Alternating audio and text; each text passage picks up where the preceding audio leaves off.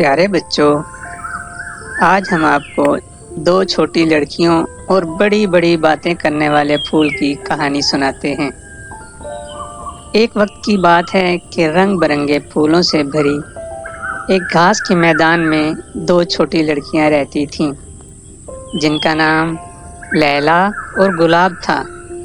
लैला हमेशा एक चमकदार पीले रंग का लिबास पहनती थी, जो सूरज की तरह रोशन था, जबकि गुलाब अपना लिबास गुलाबी रंग का पहनती थी, जो सबसे मीठे पत्तों जैसा था। वो दोनों बेहतरीन दोस्त थीं और अपने तमाम दिन घास के मैदान में तितलियों का पीछा करते, छुपने और तलाशने के खेल खेलते हुए गुजारती थीं।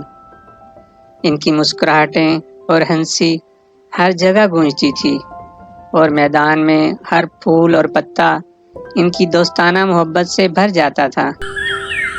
एक दिन जब वो खुशी से घास के मैदान में दौड़ रही थीं और खेल रही थीं, अचानक उन्हें एक अजीबोगरीब नर्म आवाज़ सुनाई दी। कौन है? मेरे तनों पर कदम कौन रख रहा है? आवाज़ आई। लैला और गुलाब चौंक कर इधर उधर देखीं, मगर कुछ नहीं दिखाई दिया। वो दोनों एक दूसरे की तरफ देखकर चौंक गईं और फिर दोबारा गौर से सुनने लगीं। क्या तुमने ये सुना? लैला ने सरगोशी की। ये आवाज़ कहाँ से आ रही है?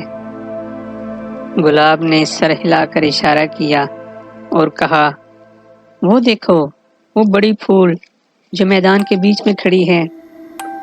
गुलाब की आंखों में हैरानी थी और वो कुछ खौफजदा भी हो गई थी।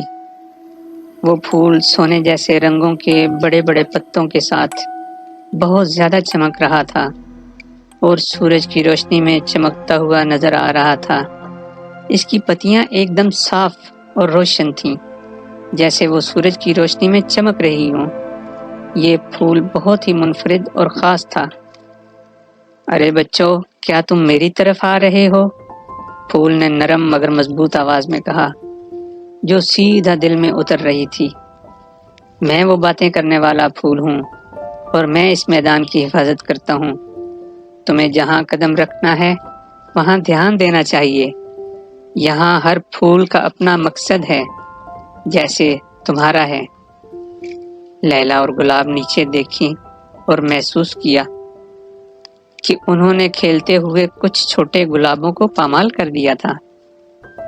ये देखकर दोनों लड़कियां बहुत परेशान हो गईं और फौरन एहसास हुआ कि वो कुछ गलत कर चुकी हैं।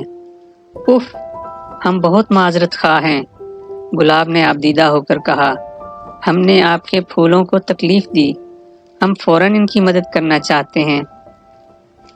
बातें करने वाले फूल ने मुस्कुरा कर कहा, प्यारे बच्चों, गलतियां सबसे होती हैं, लेकिन जो बात अहम है वो ये है कि हम इसको कैसे दुरुस्त करें।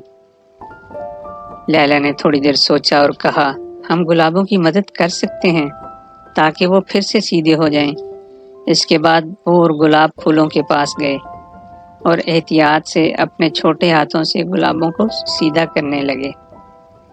बातें करने वाले फूल ने फिर कहा, ये अच्छा है कि तुम अपने किए की तलाफी करने का सोचा। याद रखो, हर फूल और पौधा इस दुनिया में कुछ न कुछ करता है और हमें इनका ख्याल रखना चाहिए ताकि ये हमेशा सेहतमंद रहें। लैला और गुलाब ने एक दूसरे की तरफ मुस्कुराते हुए कहा, हम इन फूलों का ख्याल रखेंगे और हमेशा इस मैदान को साफ और महफूज रखेंगे। इसके बाद उन्होंने करीबी नदी से पानी लाया और गुलाबों को छिड़क कर इनकी देखभाल की। वो दोनों इतनी मोहब्बत और ध्यान से काम कर रही थीं कि फूलों की हालत बेहतर होने लगी। जब वो काम कर रहे थे, बातें करने वाले फूल ने एक राज बताया। यहाँ जो भी फूल हैं, इनकी एक खास जिम्मेदारी है। कुछ फूल तितलियाँ खिलाते हैं, कुछ हवा को खुशबू से महकाते हैं और कुछ मिट्टी को सेहतमंद रखते हैं।